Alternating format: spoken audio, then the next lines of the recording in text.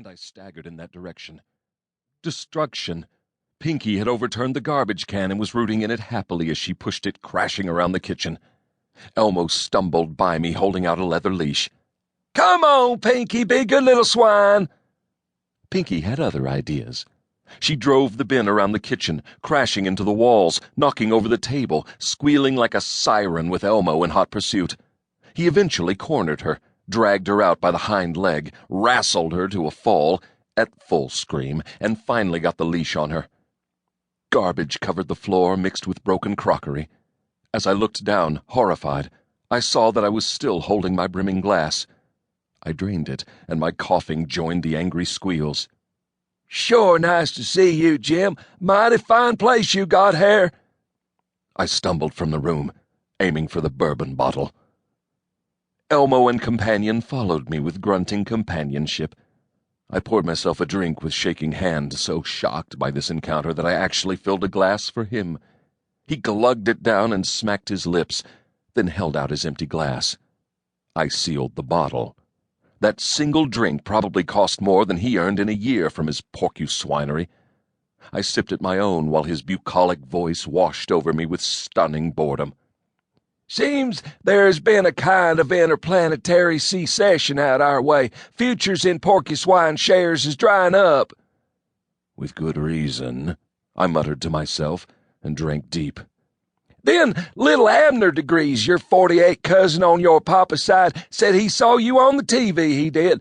We was all talking, and Abercrombie diGriz, been to a big school, cousin on your mama's side, he looked it up somehow on the computer and said you's in great shape. A millionaire somehow." Somehow I would like to throttle Abercrombie slowly and painfully to death. "So we all kind of chipped in and rented this old spacer, loaded her with porcuswine, and here we are. Broke but happy, you betcha. We knew once we got here that you would take care of your own kin." I drank deep, thought wildly. "Yes, some merit in what you say. Porcuswine ranching, fine future, on a suitable planet. Not here, of course. This planet, Moolaplenty, being a holiday world. I would hazard a guess that farming isn't even allowed here. But a little research, another agrarian planet, write a check." "Might I interrupt for a moment and ask just what is going on here?" Innocent words, spoken in a tone of voice of a temperature approaching absolute zero. My darling Angelina stood in the kitchen door, holding out a broken teacup. I visualized the kitchen, her kitchen, from her point of view, and my blood temperature dropped by 10 degrees. "I can explain, my love." "You certainly can. You might also introduce me to the person sitting on my couch." Elmo may have been a rural idiot, but he was no fool. He scrambled to his feet, his battered cap twisting in his hands. "Name's Elmo, ma'am. I'm Jimmy's kin." "Indeed." A single word, 2 syllables, yet spoken in a manner to strike terror into the hearts of men. Elmo swayed, almost collapsed, could only gurgle incoherently. "And I presume that you brought that creature with you?" The broken teacup pointed at Pinky, who was stretched out and burbling gently in her garbage-stuffed sleep. "Well, that ain't no critter, Miss diGriz. That's Pinky. She's a porcuswine." My darling's nose wrinkled slightly. I realized that many years had passed since her last encounter with these animals.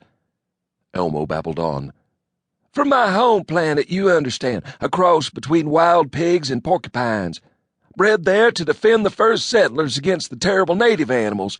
But the porcuswine done licked them all. Defended the settlers, good to eat, great friends." "Indeed they are," I chortled hollowly. "As I recall during our magical engagement on Cleon, that you were very taken by a piglet porcuswine named Gloriana." A single icy glance in my direction shut me up with a snap of my jaw. "That was different. A civilized beast, unlike this uncouth creature that is responsible for the wholesale destruction of my kitchen." "Pinky's sorry, ma'am, just hungry. I bet she would apologize if and she knew how." He nudged the guilty porker with his toe.